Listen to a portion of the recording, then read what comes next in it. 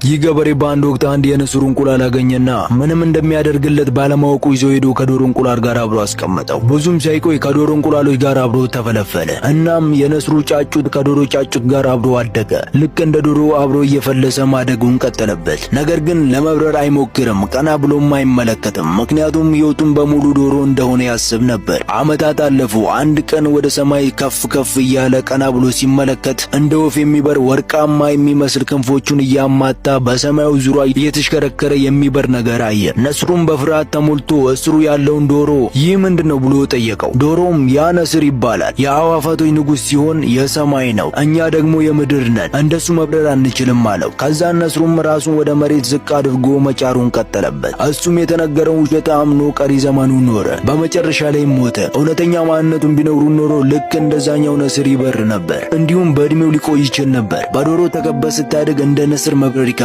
ማን እንደምታዳምጥ ተጠንቀቅ፣ ምክንያቱም በዙሪያ ያሉ ሰዎች ያንተን መብረር አይፈልጉምና።